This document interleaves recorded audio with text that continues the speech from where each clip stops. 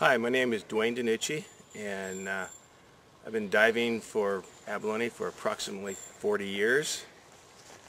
Started out, I could hardly hold my breath, and 40 years later, it's the same way.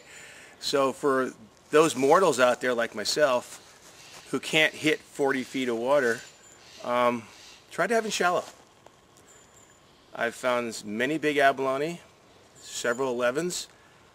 I've never taken an 11 over 15 feet deep. If you can dive deep, great. I can't. So I've tried other things. I'll pull up to the coast and I'll search a new spot and I'll look to the right and it'll look beautiful. I'll look straight out, doesn't look bad. I look to the left, maybe south, the water's murky. Where do I go? I go where the water's murky. Why? Because everybody else is going to go where the water's clear. So try diving those areas that you figure nobody else would go to.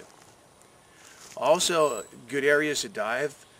On minus tides, divers will go out, or rock pickers will go out to a certain depth. Abalone divers will get in the water and swim out a little ways past the breakers. What about that 15 to 20 feet that the rock pickers can't reach that the divers swim over? Try that area, because you'll find a lot of large abalone there. Now, when you're diving, if you see large populations of abalone, try moving to another area. Normally, the really big abalone are not found intermixed with the smaller ones, but occasionally you'll find something like that. I would suggest looking for older populations of abalone. And again, if you see many abalone, move on. It's okay to dive and see no abalone for an hour, because if you do find one, that sucker's probably been there for many years and they just grow big. So if I hit the water and there's many abalone, I move. Try new areas. There's some divers that dive the same place every time. After a while you start recognizing the rock, you see the scar from the abalone you got last year. Try new areas. Most of the time when you try new areas, you will be unsuccessful. But every once in a while, Venus lines up with Mars and you find a place that's unbelievable. Now, once you find these places, it's great to take friends, but when you take friends, they take friends. And pretty soon, their friends take friends. And then you go back and there's no abalone left. So be careful who you take to your dive spots. Not that you want to hoard them all yourself, but it's not like spearfishing.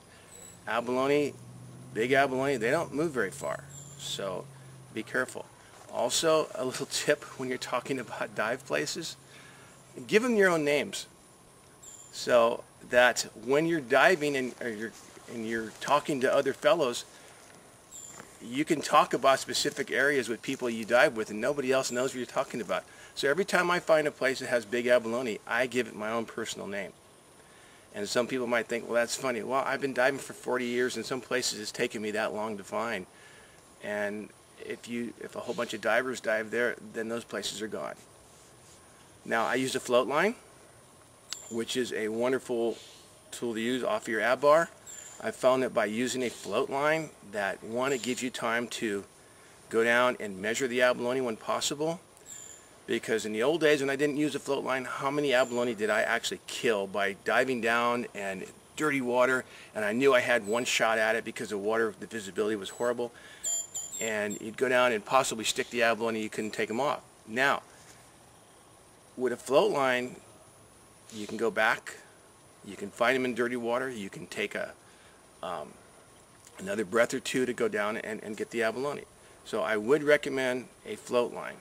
And it's just simply tubing attached to your ab bar and with a float on the surface, or if you're in a real kelpy area, have a float line with no float. Several years ago, 1997, I got very lucky.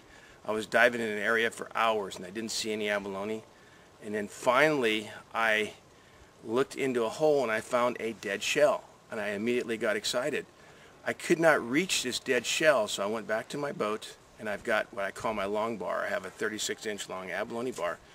And while reaching into the hole to try to pull out this shell, because I thought it was possibly a 10-inch abalone, even though it was dead, right close to my chest, looking over the rock.